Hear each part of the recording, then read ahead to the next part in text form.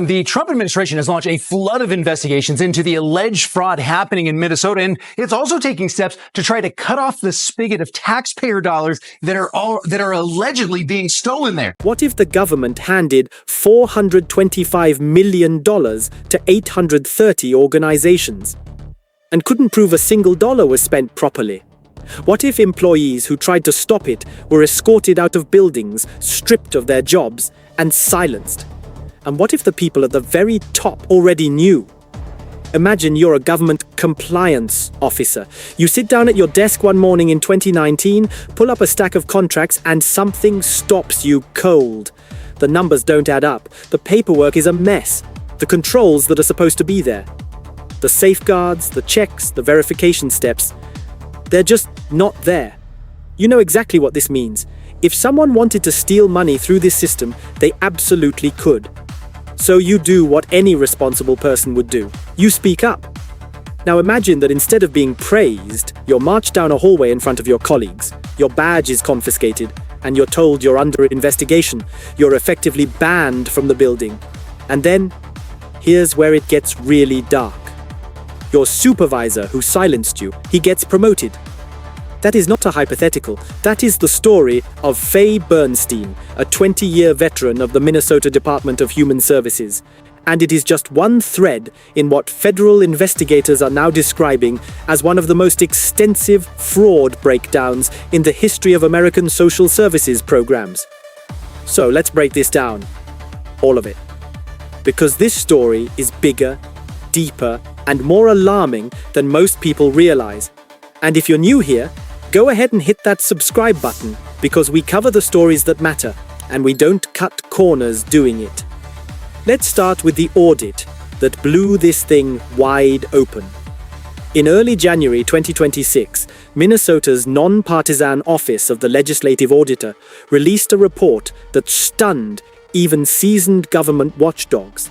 According to that audit, the state's Department of Human Services, specifically its Behavioral Health Administration, distributed over $425 million in grants to 830 organizations between July 2022 and December 2024. That money was supposed to go toward addiction services, mental health programs, and community health initiatives. Programs designed to help people in genuine need. But here's what investigators found when they went looking for proof the money was actually spent properly.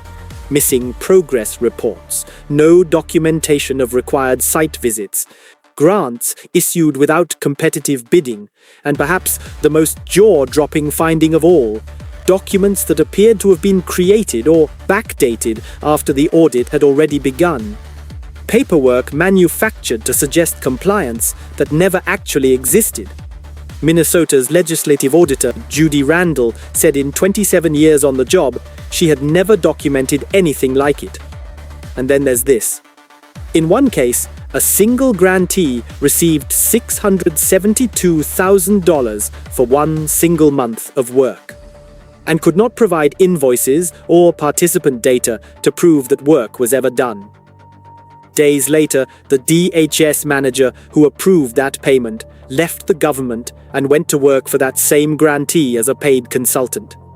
Let that sink in. The person who signed off on the payment went to work for the company that received it, right after the money changed hands. When agency employees were surveyed, 73% said they had not received the training necessary to properly administer and manage grants. 73%. That's not a few people falling through the cracks. That's a systemic failure baked into the system. Now, this audit didn't happen in a vacuum. Federal prosecutors had already been investigating Minnesota's social service programs, and the numbers they were uncovering were staggering. The most prominent case centers on a nonprofit called Feeding Our Future, which operated under a federal pandemic-era meal program intended to feed children. According to the U.S. Department of Justice, defendants in that case alone fraudulently siphoned approximately $250 million, making it the largest pandemic relief fraud scheme ever charged in American history. More than 90 individuals have been charged, At least 60 have been convicted. But it didn't stop there. Investigators found similar patterns across multiple programs. Minnesota's Housing Stabilization Services program, originally paying around $21 million a year, ballooned to $104 million in annual payments before DHS shut it down due to, quote, credible allegations of fraud. Spending on autism treatment services exploded by nearly 3,000% in 5 years, from about $6 million to almost $192 million. And prosecutors charged that cash kickbacks were being paid to parents to enroll their children in fraudulent programs. And then there were the daycare centers, some of which, according to investigative video published in December 2025, appeared to be entirely empty, with blacked-out windows, despite collecting millions in taxpayer funds. The total exposure across Minnesota's social services programs? Federal prosecutors have suggested the number could reach as high as $9 billion. And here is where it gets deeply personal and deeply troubling. If you want to understand why this went on for so long, you need to understand what happened to the people who tried to stop it. Faye Bernstein began raising red flags inside DHS as far back as 2018 and 2019. She had just been promoted to a lead position in the Behavioral Health Administration, and for the first time, she had a full view of the contracts flowing through her department. What she saw terrified her. "I saw just extreme sloppiness in our contracting processes," she later told investigators. "And most importantly, when I naively started speaking about it, the reaction from leadership was very quick and very swift." She was escorted down a hallway, her badge taken, and told she was under investigation. She was banned from DHS property and her direct supervisor, the person who silenced her, was given a promotion for doing so. She says she watched that happen again and again. People were rewarded for shutting whistleblowers up. Bernstein, who describes herself as a lifelong Democrat, later told Fox News that Walz's public claims of not knowing about the fraud were, in her words, absolutely false. She escalated her concerns all the way to the governor's office, and nothing happened. She is not alone. According to congressional testimony, what started as roughly 480 disenchanted DHS employees who began sharing their experiences eventually grew to a group of over 1,000 current and former state agency workers across multiple departments. They described a climate of fear. A congressional report described allegations that included surveillance of employees' homes, questions about where their children went to school, veiled threats involving military intelligence, and warnings that speaking out could mean being blacklisted from all state employment, and fired in a way that stripped them of unemployment benefits. If you think that sounds extreme, those are the allegations documented in congressional testimony, and they deserve serious scrutiny. And hey, if this kind of in-depth accountability reporting is what you're here for, hit that like button. It genuinely helps more people find this channel. By January 7th, 2026, the House Committee on Oversight and Government Reform convened its first hearing on fraud and misuse of federal funds in Minnesota. 3 Republican Minnesota state representatives, Kristen Robbins, Walter Hudson, and Marion Rarick, testified that this fraud had been an open secret for years and that the Walz administration had consistently failed to act. Robbins, who chairs the state's Fraud Prevention Committee, made one particularly alarming revelation. Individuals who had already been charged with fraud were, at the time of the hearing, still receiving state payments.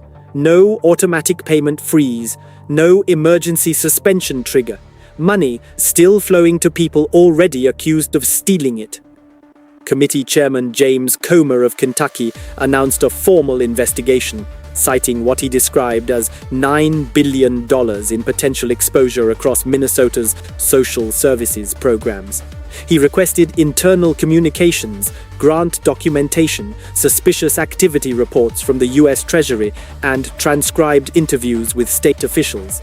He also formally summoned Governor Tim Walz and Attorney General Keith Ellison to testify under oath. Attorney General Ellison appeared before the committee first. The hearing was, to put it mildly, explosive. Republican members accused Ellison of having been recorded in a meeting with individuals who later became defendants in the Feeding Our Future case, and of accepting campaign donations from members of that same community. Ellison has disputed those characterizations, maintaining he never helped the fraudsters and rejected their campaign overtures. But the exchange was fierce, and it set the stage for what was coming. On March 4th, 2026, just days ago, Governor Tim Walz himself appeared before the committee and was sworn in to testify under oath. Democrats on the panel pushed back hard, accusing Republicans of using the fraud investigation as political cover for what they described as a damaging immigration enforcement surge in Minnesota. Walz himself accused the Trump administration of, quote, singling out and targeting Minnesota for political retribution. Republicans, meanwhile, came armed with data. They pointed out that autism center billing had surged from $24 million in 2019 to $342 million in 2024. That housing stabilization payments had gone from $21 million to over $100 million annually. They pressed Walz on when he specifically became aware of these numbers. His answer, in many cases, was that he was not specifically aware of the figures, though he acknowledged the budgets were growing. Chairman Comer released an interim staff report titled "The Cost of Doing Nothing: How Tim Walz and Keith Ellison Fueled Minnesota's Fraud Explosion." Based on 40 hours of transcribed interviews with 9 Minnesota state employees, the report alleged that senior officials, including Walz and Ellison, were aware of widespread fraud for years, possessed authority to intervene, and repeatedly chose not to. Walz and Ellison have both denied any wrongdoing. The committee says its investigation is ongoing. Here is what we know for certain. Over $425 million flowed to 830 organizations without adequate oversight. Documents were fabricated once scrutiny began.